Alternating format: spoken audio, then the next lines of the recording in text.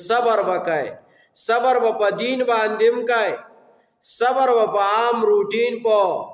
معاشره کم لیول باندې چې چلےږي پای کې هم صبر کای اسنا چې چا د باندې په موټر سایکل او یا په گاډي ورانه ورټه کو او تب یا صبر نشتا خو بس درز او غبطه والی او ټکولی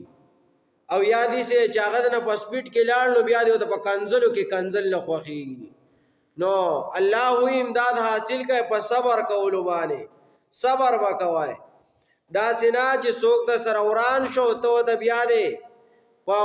خیرو کې دی او د خیرې نه خوخیږي او په جنگ کې دی او د جنگ نه خوخیږي او په کنزلو کې دی او د کنزل نه خوخیږي نو دا چې کار باندې کوي صبر وکړي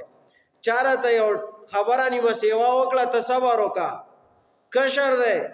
مشر ولا سپیړه ورکړه نو خیر دی کو دو دی ولا ورکی دا سینا چې کشر بوس رانیږي چې دا ما دي چې کړه او تا په ما گزارو کو استادی سي دي چې وکما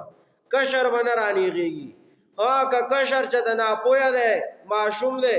چې د مشر ته یو خبره نیمه سیوا وکړه نو اوس کشر دی نه رااله مشر دی نه رالګي چې اوس خو بدستا سرمنو باسما او ستا غپلار دی بیا راشي او زمانه دی تاسو کی او تاسو خاندان ز پیژنم مړه تاسو قام قبیله ز پیژنم تاسو په سوره خلک تاسو ما ته معلومه تاسو په سوره وبو کې بیا چې نو د مشرانو دا خبره دا بنه کوي به صبر وکای ک کشر د کشر به صبر کوي ک مشر د مشر به صبر کوي نیمداد چې حاصلېږي دا په صبر باندې حاصلېږي صبر به څنګه راځي چې سړی کې دین چې دین پکې نو د کې صبر نه راځي دین با څنګه راځي چې قران واوري قران تکې چې قران تکې نه ته تاکي به دینداری راشي چې دینداری به تاکي راځي او قران ته تکې نه تاکي به صبر ماده پیدا کیږي د صبر ماده به پیدا کیږي نو مونږ کې د صبر ماده ولې نه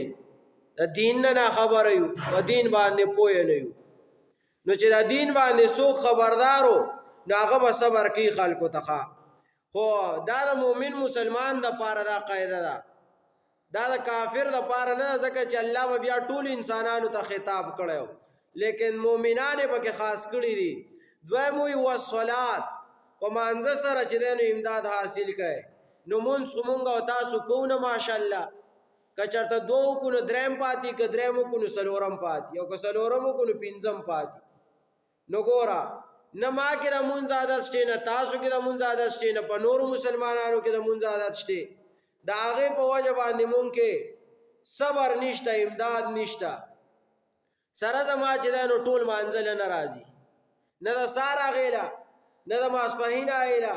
او نه د مازیګر او د ماهام او د ماسخوتن غیلا نو چې امام دا سیال شو نو د مقتدیان هم دا سیال له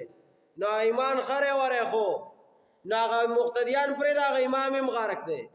نو امام په خپل ناراضی نو مقتدی وسراش نو امداد چې حاصلېږي نو هغه پس سره حاصلېږي په مانځ سره مونږ به کول غواړي په پابندۍ باندې